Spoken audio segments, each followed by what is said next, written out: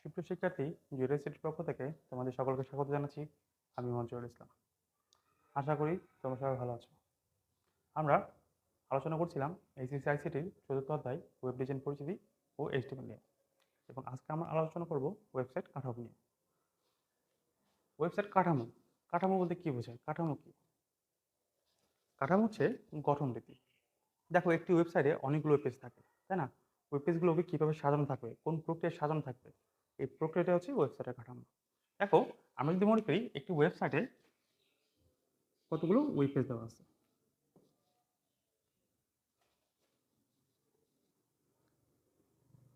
এখন এই ওয়েব পেজগুলো কীভাবে সাজানো থাকবে? এগুলো কি পাশাপাশি সাজানো থাকবে, নাকি এটা ওপর নিচ করে সাজানো থাকবে,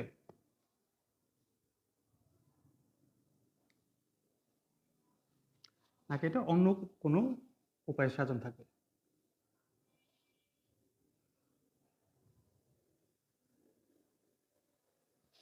আসলে একটি ওয়েবসাইটের ওয়েব পেজগুলো কীভাবে সাজানো থাকবে বা এটা কোন অনুসারে সাজানো থাকবে, এর গঠন রীতি হচ্ছে ওয়েবসাইটের কাঠামো। দেখো, ওয়েবসাইটের কাঠামো সাধারণত তিনটি অংশ থাকে। যেমন একটি হচ্ছে হোম পেজ, আরেকটি হচ্ছে মেইন সেকশন, আরেকটি হচ্ছে সাবসেকশন। মনে করো আমরা কোনো একটি স্কুল বা কলেজের ওয়েবসাইট চিন্তা করি, যেমন www.sskc.edu.bd। যেহেতু এটি ডোমেনে এবং ডোমেনের শেষ অংশ কী বলা আছে? .edu। সাধারণত আমরা জানি এডুকেশনাল যে শিক্ষামূলক যে ওয়েব সাইটগুলো থাকে সেখানে লেখা হয় .edu, এবং যেহেতু এখানে বিডি দেওয়া আছে তার মানে বুঝতে হবে এটা হচ্ছে বাংলাদেশি কোনো একটা ওয়েবসাইট। দেখো, আমরা যখন এই ওয়েবসাইটে প্রবেশ করব তখন আমাদের একটি পেজ প্রদর্শন করবে। এই ওয়েবসাইটে প্রবেশ করার পর যে পেজটি প্রথমে আসবে তাকে আমরা বলবো হোম পেজ। Home page. দেখো, একটি শিক্ষা প্রতিষ্ঠানের যে ওয়েবসাইটগুলো থাকে, ঠিক আছে, সেখানে কী কী থাকতে পারে একটু চিন্তা করো। দেখবা এখানে থাকতে পারে, প্রথম যে থাকে এটা হচ্ছে হোম, তারপরে থাকতে পারে,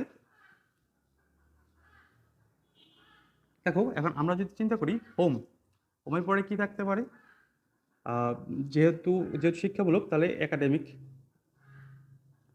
একটা সেক্টর থাকতে পারে, এবং সেখানে তাদের সাথে যোগাযোগ করার জন্য আরেকটা পেজ থাকতে পারে কন্ট্যাক্ট, এবং সবশেষে আরেকটা থাকতে পারে অ্যাবাউট। যেহেতু প্রতিষ্ঠান সম্পর্কে কারো জানার প্রয়োজন থাকতে পারে, সেহেতু এখানে একটা পেজ থাকতে পারে অ্যাবাউট।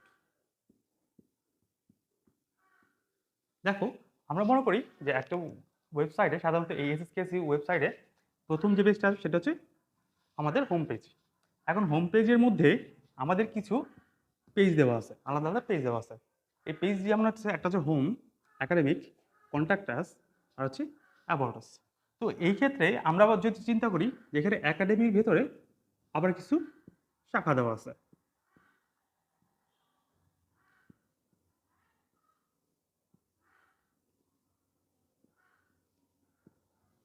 সেই শাখাগুলো কী শাখা হতে পারে? যেমন সেটা হতে পারে HSC, এরপর থাকতে পারে অনার্স,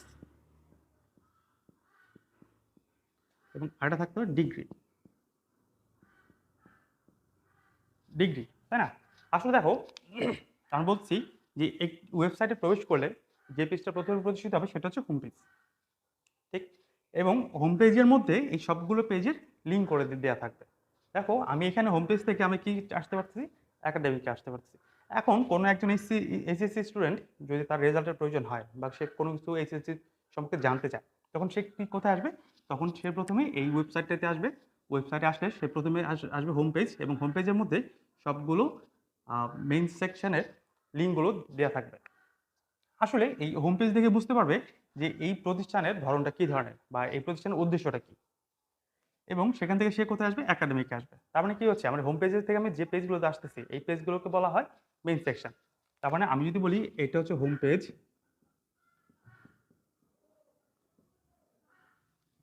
তাহলে এই লিঙ্কগুলো হবে মেইন সেকশন,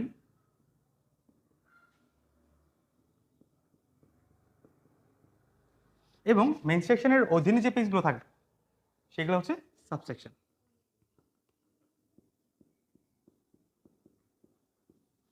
সাবসেকশন। দেখো এখন এই এইচএসসির মধ্যে আরও পেজ থাকতে পারে, যেমন ফার্স্ট ইয়ার, সেকেন্ড ইয়ার, তাই তো। তো এখন যদি প্রশ্ন করা হয় যে এখন ফার্স্ট ইয়ারের কোনো এক স্টুডেন্ট যদি কোনো তথ্য প্রয়োজন হয় তখন সে কী করবে, তখন প্রথমে সে তার অ্যাড্রেস বারে এই অ্যাড্রেসটি টাইপ করবে। টাইপ করার পর প্রথম যে পেজটা সেটা হচ্ছে হোম পেজ, তাই না? এবং তারপর থেকে সে কি আসবে, একাডেমিকে আসবে, একাডেমিক থেকে এইচএসসি আসবে, এইচএসসি থেকে সে ফার্স্ট ইয়ারে এসে তার কাঙ্ক্ষিত ফলাফলটা পেয়ে যাবে।